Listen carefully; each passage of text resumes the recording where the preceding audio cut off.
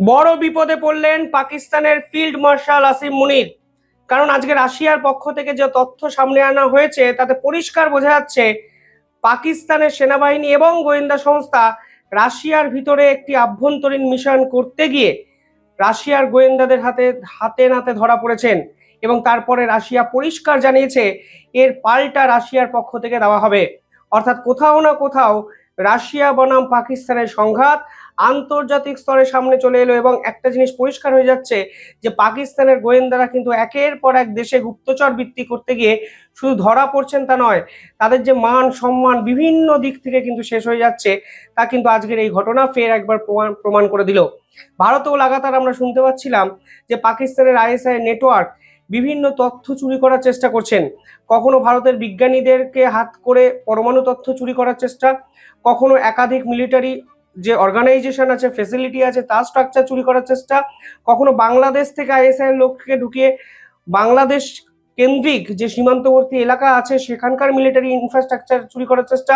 ফলে সব মিলিয়ে চৌর্যবৃত্তি যেন এই পাকিস্তানের গোয়েন্দাদের সহজাত একটা প্রবৃত্তি হয়ে গেছে। কিন্তু আজকে রাশিয়াতে গিয়ে তারা কিন্তু ল্যাজে গোবরে অবস্থার মুখে পড়লেন। এবং আজকে রাশিয়ার পক্ষ থেকে জানানো হয়েছে যে তারা আইএসআই এর বিশাল স্পাই নেটওয়ার্ককে ধরে ফেলেছে এবং তারা কিন্তু শেষ করে ছাড়বে। কিন্তু আইএসআই এর স্পাই নেটওয়ার্ক রাশিয়ায় কি করছিল?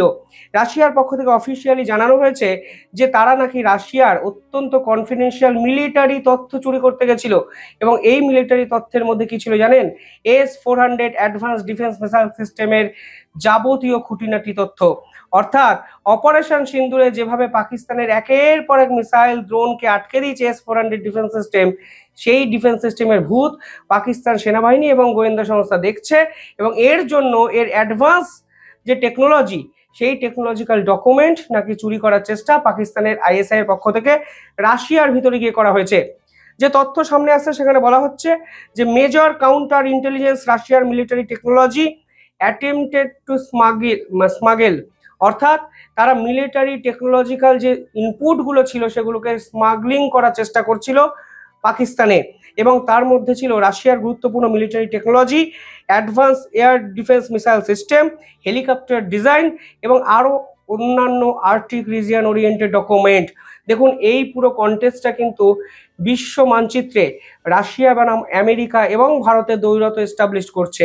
কিভাবে করছে ভিডিওটি শেষ অবধি দেখবেন, আমি নিঃসন্দেহে আপনাদের বলবো।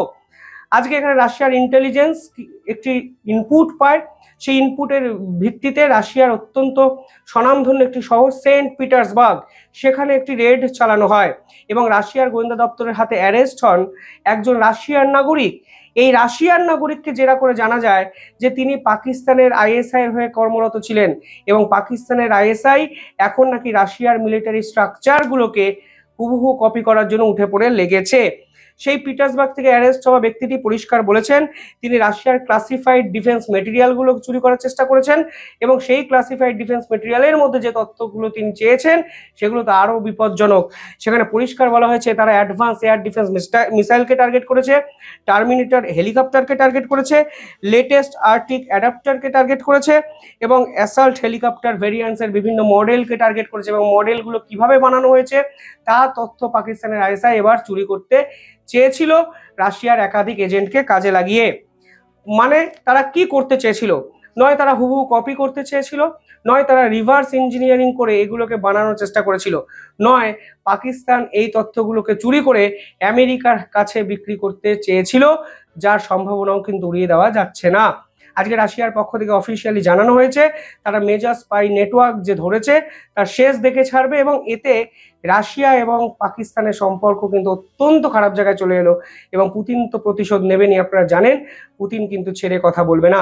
পাকিস্তান কেন চুরি করতে চেয়েছিল? দেখুন তিনটে সম্ভাবনা। প্রথমত আমেরিকার সাথে পাকিস্তানের সম্পর্ক বর্তমানে অত্যন্ত ভালো। ফিল্ড মার্শাল তিনি পাকিস্তানের মানে ক্ষমতায় না থেকেও ডোনাল্ড ট্রাম্পের অত্যন্ত ক্লোজড একজন ব্যক্তিতে পরিণত হয়েছেন এবং তিনি যে ডোনাল্ড ট্রাম্পের এজেন্ট হিসাবে কাজ করবেন এটাই স্বাভাবিক। এখন সব থেকে বড় প্রশ্ন, রাশিয়ার এই ডিফেন্স টেকনোলজি চুরি করে পাকিস্তানের সেনাপ্রধান আসিম মুনির কি আমেরিকার হাতে বিক্রি করতে চেয়েছিলেন? যদি সেটি হয় তাহলে কিন্তু পুতিনের শেষ দেখে ছাড়বে। অর্থাৎ এই পুরো বিষয়টার আজকে টিপস অফ দ্য আইসবার্গ অর্থাৎ হিমশৈলার চূড়া মাত্র আজকে ধরা পড়েছে। এর ভিতরে যত বিষয়ে আপনি ঢুকবেন তত দেখবেন নতুন নতুন তথ্য প্রতিদিন আমাদের সামনে আসবে। অর্থাৎ পাকিস্তানকে কাজে লাগিয়ে আমেরিকা আর কি করবে, এটাই এখন সব থেকে বড় প্রশ্ন। কখনো আফগানিস্তানের বিপক্ষে কাজে লাগাচ্ছে, কখনো আবার ভারতের বিপক্ষে কাজে লাগাচ্ছে। এখন তো দেখছি রাশিয়ার মিলিটারি ইনফ্রাস্ট্রাকচার ডেভেলপমেন্ট বিভিন্ন ওরিয়েন্টের তথ্য তারা পাকিস্তানকে কাজে লাগিয়ে চুরি করছে। যদিও সেই চুরি আজকে রুখে দিল পুতিনের সরকার। সেকেন্ড যে অপশনটি খোলা আছে তা হলো তারা চায়নাকে বিক্রি করতে পারে। দেখুন, চায়নাকে বিক্রি করতে পারে এটা ঠিক, কিন্তু চায়নাকে বিক্রি করে পাকিস্তানের কি খুব একটা লাভ হবে? কারণ পাকিস্তান বকলমে আমেরিকার কাছে গ্যারেজ হয়ে গেছে। আমেরিকা পাকিস্তানে ঢুকে পড়েছে, সেখানে তৈল শোধনাগার থেকে শুরু করে বালুচিস্তানের যে সিপেক করিডর, সেখানেও আমেরিকার ইনফ্লুয়েন্স দেখা যাচ্ছে। ফলে সব জায়গায় আমেরিকা যেভাবে পাকিস্তানকে ডমিনেট করছে, সেখান থেকে চায়নাকে রাশিয়ার ডিফেন্স সিস্টেমের টেকনোলজি বিক্রি করবে, এই পুরো বিষয়টার সম্ভাবনা থাকলেও কোথাও না কোথাও এর ভিতরে একটা জটিলতাও আছে। কারণ চায়না কিন্তু নিজেও টেকনোলজিক্যাল এতটাই সাউন্ড, তারা কিন্তু এই পুরো কাদা ছোড়াছুড়িতে ঢুকবেন। এবং রাশিয়ার সাথে চায়নার সম্পর্ক বর্তমানে খুবই ভালো। ফলে আলটিমেটলি আইএসআই কেন এটি করছিল, এটা কিন্তু সব থেকে একটা বড় প্রশ্ন। 3 নম্বর যেটি হতে পারে তা হলো ভারতের বিপক্ষে বড়সড় পরিকল্পনা করার চেষ্টা, যে সম্ভাবনা সব থেকে জোরালো। তারা যে সকল তথ্য চুরি করতে চেয়েছে তার মধ্যে অত্যন্ত উল্লেখযোগ্য ছিল রাশিয়ার এয়ার ডিফেন্স সিস্টেম, যেই এয়ার ডিফেন্স সিস্টেম ভারতের সুদর্শন চক্র নামে পরিচিত। রাশিয়া ভারতকে বিভিন্ন ক্ষেত্রে সাহায্য করেছে এবং সেই S-400 থেকে S-500 ডিফেন্স সিস্টেমও হয়তো ভারতকে তারা দিতে চলেছে বছরের মধ্যে। ইন্টারেস্টিং ফ্যাক্ট হলো এই ডিফেন্স সিস্টেম কিন্তু পাকিস্তানকে একাই রুখে দিয়েছে কিছু ক্ষেত্রে। ফলে সেই ডিফেন্স সিস্টেমের টেকনোলজি যদি তারা পেয়ে যায়, তাহলে ভারতের বিপক্ষে যেভাবে তারা অপারেশনে ঝাঁপাতে চাইছে, সেই ঝাঁপানোর ব্যবস্থাটা কিন্তু অত্যন্ত সহজভাবে তারা করতে পারে। ফলে রাশিয়া আসলে ভারত এবং পাকিস্তানের মাঝে ঢুকে পড়ছে কি, এই প্রশ্ন কিন্তু আজকে উঠে এসছে। কিন্তু সব থেকে ইম্পর্টেন্ট যেটা, সেটা হলো পাকিস্তানের আইএসআই এই প্রথমবারের জন্য বিদেশের মাটিতে এই ধরনের কর্মক্রিয়া করতে গিয়ে সব থেকে বড় বিপজ্জনক জায়গায় পড়লেন। এবং রাশিয়ার গোয়েন্দা দপ্তর কিন্তু এরপর ছেড়ে কথা বলবে না। আর রাশিয়ার গোয়েন্দা দপ্তরের অ্যাক্টিভিটি অন্যান্য দেশের অ্যাক্টিভিটি থেকে অনেক বেশি কিন্তু আলাদা। কিছুদিন আগে বাংলাদেশের ঘটনা হয়তো আপনাদের মনে আছে, যে ঢাকার হোটেলে গোয়েন্দা সংস্থার যে কর্মরত যে ব্যক্তি ছিলেন, তার কিন্তু মৃতদেহ পাওয়া গেছিল এবং তার পেছনে রাশিয়ার গোয়েন্দা সংস্থার হাত আছে বলে বিভিন্ন পোর্টালে কিন্তু প্রকাশিত হয়েছে। কিন্তু সব মিলিয়ে আজকে রাশিয়ার পক্ষ থেকে যে ঘোষণা করে দেওয়া হলো তা পাকিস্তানের জন্য অত্যন্ত বিপজ্জনক। আসিম মুনির কিন্তু নিজের বিপদ দিয়ে নিজে ডেকে আনলেন, পুতিন ছেড়ে কথা বলবেন না। কিন্তু সব থেকে ইম্পর্টেন্ট প্রশ্ন হলো রাশিয়া এই ধরনের military infrastructure technology oriented document ঠিক কিসের জন্য চুরি করতে চাইছিল? ভারতের পিছনে লাগতে গিয়ে কত বড় বাস তারা নিজেরাই নিয়ে নিলেন। যাই হোক, কমেন্টে জানাবেন কিভাবে দেখছেন আপনারা পুরো বিষয়টি। ধন্যবাদ।